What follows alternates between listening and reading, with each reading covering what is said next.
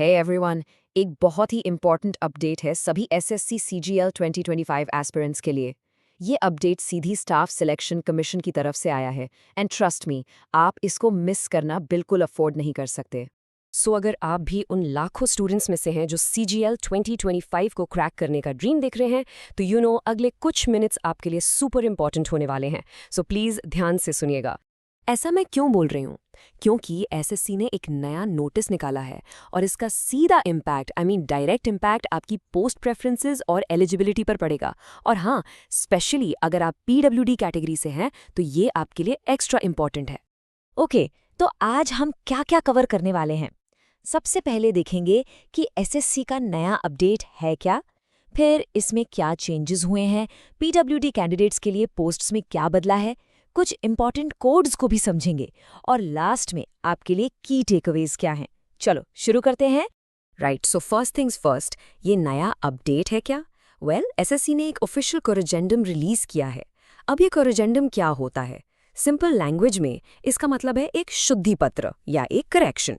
Basically जो original notification आया था उसमें एक ऑफिशियल चेंज किया गया है। तो ये नोटिस आया कब?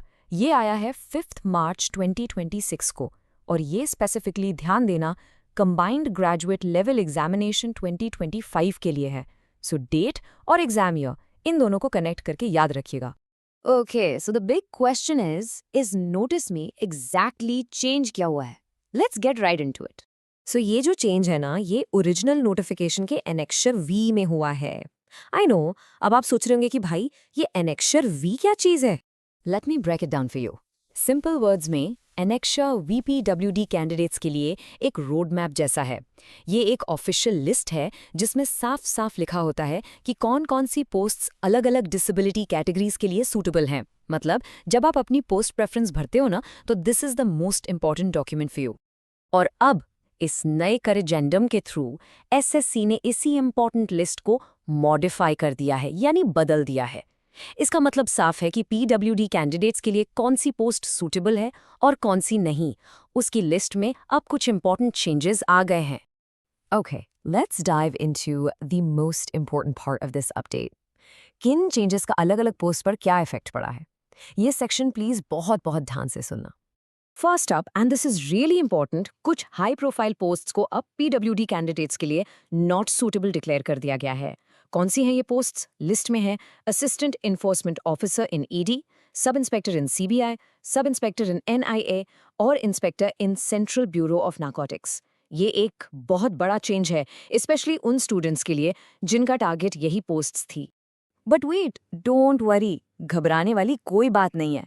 बहुत सारी दूसरी पॉपुलर और अच्छी पोस्ट्स अभी भी पीडब्ल्यूडी कैंडिडेट्स के लिए फुल्ली अवेलेबल हैं। For example, assistant section officer यानी ASO in different ministries, inspector in CGST and central excise, tax assistant in both CBDT and CBIC और अपर डिवीजन क्लर्क। ये सारी पोस्ट्स अभी भी ओपन हैं। सो अपॉर्चुनिटीज अभी भी बहुत सारी हैं। देखो, ये तो मैंने सिर्फ कुछ एग्जाम्पल्स दिए हैं। मैं आप सबको हाईली रिकमेंड करूंगी कि प्लीज़ ऑफिशियल पीडीएफ ज़रूर डाउनलोड करें और उसे पूरा ध्यान से पढ़ें।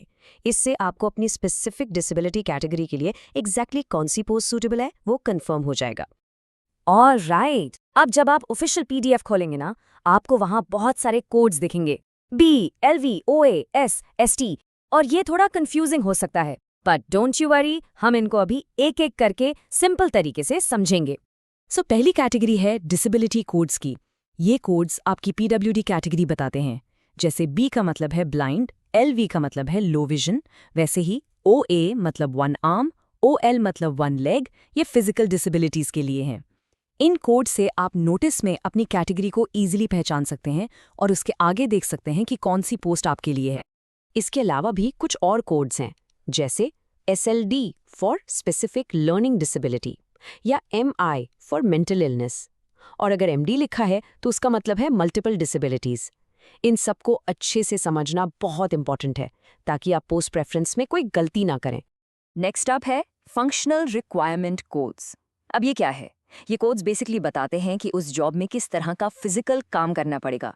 फॉर इंस्टेंस, S मतलब सिटिंग, ST मतलब standing and W is for walking. In codes से आपको जॉब की फिजिकल डिमांड्स का एक क्लियर आइडिया मिल जाता है, सो यू कैन डिसाइड कि वो जॉब प्रोफाइल आपके लिए कंफर्टेबल है या नहीं।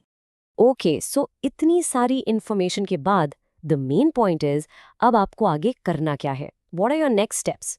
चलिए, मैं आपके लिए सारे की पॉइंट्स को क्विकली समराइज कर देती हूँ।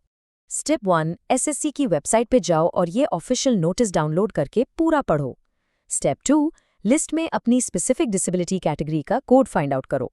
स्टेप 3, उस कोड के आगे चेक करो कि आपके लिए कौन कौन सी पोस्ट सूटेबल हैं। And the most important, step 4, जब पोस्ट प्रेफरेंस फिल करने का टाइम आएगा तो इसी न्यू अपडेटेड इन्फॉर्मेशन को यूज करना। प्लीज इसमें कोई गलती मत करना। और इसी के साथ we've reached the end of this update. I really hope कि ये इन्फॉर्मेशन आपके लिए हेल्पफुल रही हो। अगर हाँ, तो प्लीज इस वीडियो को लाइक करना, अपने दोस्तों के साथ शेयर करना और चैनल को सब्सक्राइब करना बिल्कुल मत भूलना। इस नोटिस का PDF और आगे आने वाले सारे इंपॉर्टेंट डॉक्यूमेंट्स के लिए आप मेरा टेलीग्राम चैनल ज्वाइन कर सकते हैं। लिंक आपको नीचे डिस्क्रिप्शन बॉक्स में मिल जाएगा। Keep watching and stay tuned.